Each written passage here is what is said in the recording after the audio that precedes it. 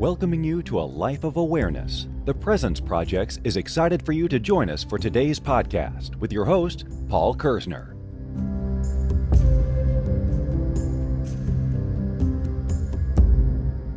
Hello and welcome to episode 51 of Are You Being Present?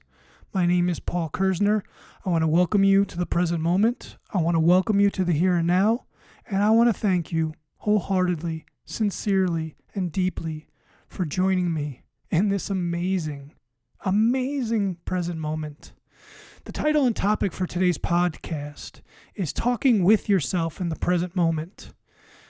I originally intended to speak on a different subject, but I feel intuitively that this is the moment for me to go deeper into why we should be so observant, not only of the voice in our head, but the way that we're talking to ourselves and the way that we're talking to that voice in our head. And, I know that I've touched upon this in previous podcasts, but it's a question that I ask my patients often. It's a question that I ask myself. How am I talking to myself? How am I talking with myself?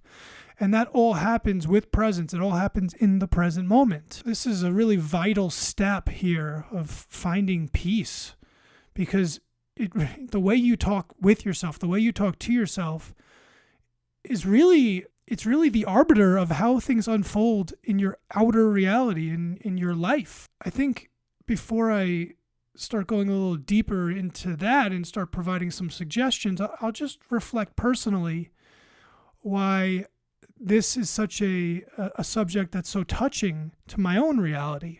When I grew up in a rather unhappy house. One of my parents, both were strict, but one of my parents was a real authoritarian, very, very hard on me. It pushed me to a point where I just didn't care, and I was a very young man, and it made me quite frustrated and angry. As I reflect back, and I reflect back with presence, it makes sense why I acted the way I did. Because if you push anyone too hard, they're going to hit a breaking point. And especially in the situation that I was in, I felt like I had no options. I had no control. And so that, I was out of control. And it was probably in that time frame that my ego was formed. To me, it makes sense now why my ego is the way it is. And, reflecting back to the past while being present is certainly a topic that I'm going to touch upon in future podcasts. I don't want to spend too much time on it, but I will say this. Reflecting back and being able to look at it objectively without feeling emotions about it means that I am being present. If I were to reflect back and start feeling angry and frustrated and the multitude of other emotions that I used to experience about past moments, that I would certainly not be being present, and I would have to do my work to pull myself back into this moment. So I know that as I'm talking to you guys about this, about my life, that no, I'm okay. We're okay. And I'm not having an emotional experience. But getting back to my upbringing, I had someone that was so hard on me for so long, and then at some point I transitioned over to being really hard on myself. So all of my self-talk, the way I was talking to myself was extremely negative. It was very rough. There was a lot of expectation. I should know this. I should be this. I should be doing this. What's wrong with me? And, it led me to feel a lot of, honestly, there were times where I really didn't like myself. And there were definitely times that I hated myself. And it was the self-talk and it was the ego that was really playing into this, and it was constantly pulling me out of the moment. So it was making me feel really bad about the things that I've done or that I thought I did, and then making me feel bad about the things that I was planning on doing. It took a long time. I'd say probably about 75% of my life. I was very, very hard on myself, and I didn't understand how to get out of that cycle. And it was only through learning mindfulness and presence and being in therapy and being introspective that I was able to work my way through it. And I wish I could tell you that it was a pleasant experience, but anyone who's gone through any level of introspection knows that, and especially if it's deep introspection, it's a painful process. There's a lot of ownership that has to take place. There's a lot of reflection that takes place. But, the beauty of introspection, especially if you get into a state of acceptance, is that there's a beginning, middle, and end to it. And so I made my way through the tunnel, and it was quite painful, but it was also fortuitous because I was able to work through a lot of the issues that I brought with me up until that point, and it really prepared me for the work that I am doing now.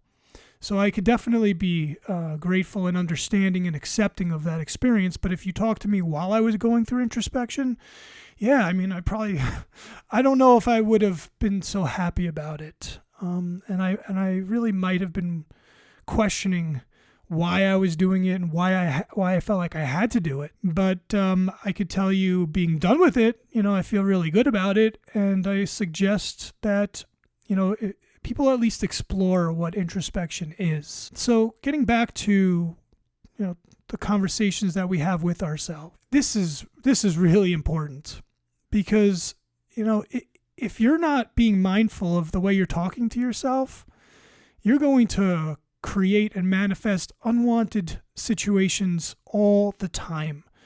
And that's why it's so important to not only speak mindfully for the words coming out of your mouth, but speak mindfully the way that you're speaking to yourself. But before you can even change that, you have to be super observant to the way that you're talking with yourself and to yourself. And that means that you have a strong mindfulness practice, a presence practice, that you have presence tools that you're using in real time.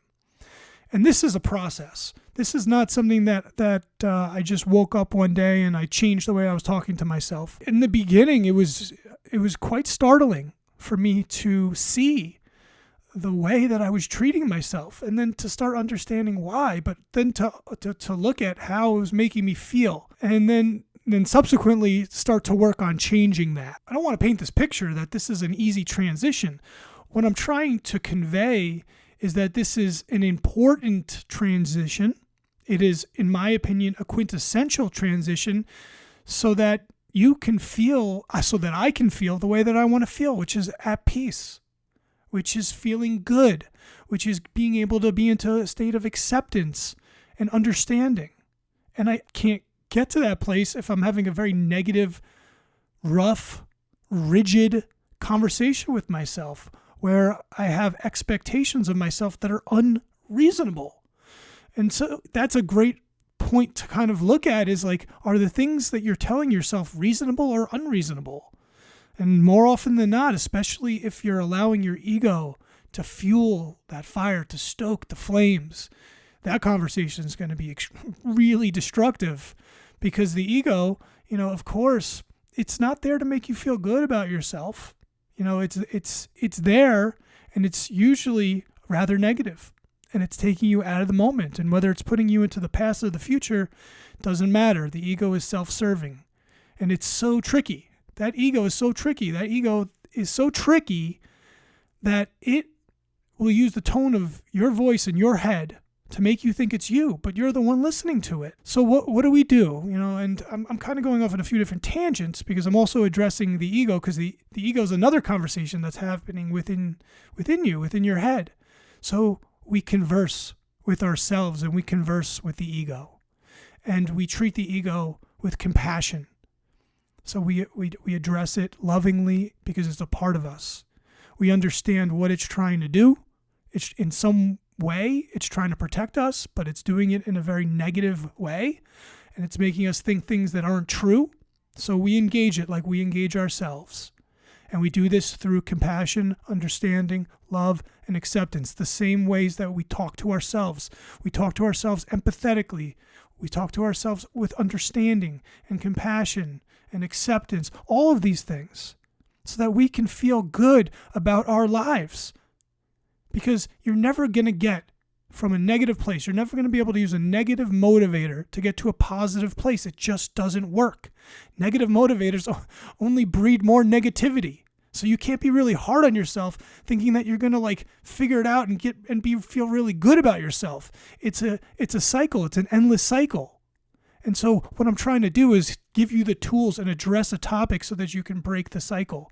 And we break the cycle by talking with ourselves and treating ourselves the best way we can. And I definitely address this often in clinic because I see it so much. And it's something that I work on myself. And all throughout the day, I will be talking with myself and to myself, sometimes out loud if I'm in the car. It's a great time. I don't care if anyone sees me because it might look like I'm on speakerphone, so it doesn't matter. But it really doesn't matter what other people's projections mean to me.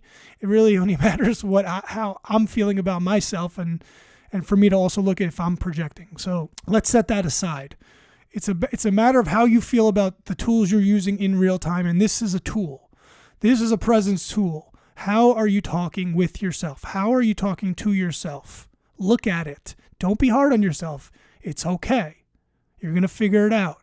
But we want to be really present. So, if we see ourselves, if we see that we're talking to ourselves in a rather negative way, if we see that ego thought stream is pretty negative and it's making us think things and then we're acting on them and then we're being hard on ourselves, we don't want to be critical. We want to be understanding. We want to be able to accept it and subsequently let it go. But again, we can only do that in the present moment. And that's the rub. That's where the rubber hits the road. That's where the work begins. It's like, how present are you being in that moment? How observant are you being? Can you be as objective as possible? Now, I understand that we're living subjective realities. And so everything that we interpret comes through a subjective lens based on the experiences that we've had up until this point. And a lot of that subjectivity is intertwined with emotions. Again, all of those things are presence detractors and distracting. So we have to be present. We have to accept what is in that moment. We have to calm ourselves. We have to still ourselves. We have to use all the tools that we've talked about. We have to meditate. We have to use guided meditations. We should listen to binaural beats. Maybe we need to journal. Maybe we need to take a walk. Maybe we need to play with a pet. Whatever you need to do so that you can ground out into that moment so that you could be really observant about the conversation that you're having with yourself and to yourself, as well as the conversation that's happening inside your head. What is that ego thought stream telling you? This topic has the power to alleviate so much self-inflicted suffering. So much, like an incredible amount, because all of that self-inflicted suffering is being created by the conversations happening with us, as well as the conversations happening to us through that ego. So what I'm trying to do for you and really for myself is just shine a light on it. Look at it, and also lean into it. Yes, it's going to be a little uncomfortable to take ownership of a topic like talking to yourself, but that's okay. And I know that some people have a hang up about this, but times have changed. And it's okay. We all have a voice in our heads. Everyone on earth does. The problem, if you have multiple voices in your head, yes, that could be a problem for sure, and you might want to get that checked out. But the one thread that every human being has on earth in this present moment is that everyone has an ego. It's just everyone is dealing with their ego a little bit differently. And until someone sits in front of you or podcasts about it or writes about it, it's very difficult to separate ourselves from that ego, from that thought stream. And it's also very difficult for us to understand how powerful the way it is when we talk to ourselves, when we talk with ourselves, and that it doesn't make us crazy, that it's okay. And really my efforts are to make you understand that, I do it. I do it when I need to. I suggest it to the patients that I work with, and I'll continue to do so. And I'm suggesting it for everyone that's listening right now. Talk with yourself. Sometimes you're going to have to laugh at yourself because some of the things that you say to yourself and with yourself are ridiculous. And that's not a criticism. It's just silly. It's just silliness. And we don't want that to get the best of us. And if we can laugh at it and if we laugh with ourselves, man, that makes things so much easier. It softens the edges and it gets us into that flow state where we feel okay. And look, and also really one of the things that I suggest is working towards a state of neutrality. And that And these tips, this subject will help you get there. It'll allow you to be neutral in any given moment. And that's a good place to be, because sometimes it's difficult to go from feeling really bad or sad or negative to feeling really happy. So the neutrality is the midpoint, okay? And neutrality is a lot easier to get to and also to stay at, especially if you're being present. Because you're using your tools and you're being super accepting. So, that's a great tip there. If you can't be really positive about what's unfolding, then be neutral. Seek neutrality. And that'll be okay. Because from there, you have a great jump off to get to that positive space. You can do your work. Transition's a lot easier. So yeah, I feel really good about this podcast. It certainly wasn't my intention when I sat down to talk on this topic, but it just came up and I felt so strongly about it. And probably because before I sat down, I was having a conversation with myself. Not a full-blown one, but there were a few things that I can sense were bothering me, that were lingering, that were trying to take me out of the moment. And I had to have a little heart-to-heart. And afterwards, I felt really good about it. And I realized the value there of me addressing a topic like this. Because even if it only affects a few of you, that's enough. Even if it affects only one of you, I've done my job. And I think it's important that you guys know, where I've come from in the work that I've done. I didn't start off feeling present or being present. I experienced a lot of painful moments in my life. And yes, they were for a reason, and they provided me with experiences that I'm able to use now as I sit in front of patients and help them work through whatever they need to work through. But we've all been somewhere. But we all have to make a conscious decision to leave it there and do your work so that if you ever decide to reflect back, that you don't have an emotional response based on those memories. It's not like I condone what happened to me or with me. Just like I don't condone any of the traumatic experiences that anyone shares with me or that you've been through. It's not okay. But we have to leave it alone. We can acknowledge it, but we have to leave it where it belongs, which is in the past. And we certainly don't want it to bleed over to our present moment. And we most definitely don't want it to shade any potential future. Hopefully you find that suggestion helpful, as well. I feel pretty complete at this moment. There's just one thing I wanted to share. I received an email from a listener who had some specific questions, and I was able to provide them with information, which I think they found insightful. So if anyone listening has any questions for me, you can head over to the website, areyoubeinpresent.com, and there's a contact form. Just feel free to write down or ask whatever you need to ask, and I will do my best to give you whatever information I can in that present moment to help support you in your quest for presence. Because there were many people that did that for me, and now it's a blessing, and I'm in a deep state of gratitude to be able to do it for so many other people. I hope that this conversation between us was helpful.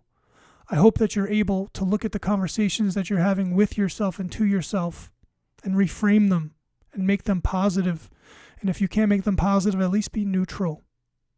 And also, just another great reminder, you don't have to listen to that voice in your head, that ego thought stream. It's not helpful. Okay? You don't want to get combative, and you certainly don't want to control it. You just want to observe it, because the ego can be so silly sometimes and make us think of the most ridiculous things and get us triggered for no reason, for absolutely no reason. So, let's free ourselves. Let's stop listening. Let's observe. And let's all be present. Thank you for listening to the Are You Being Present podcast, brought to you by the Presence Projects. Remember, you have a choice. Choose to be present.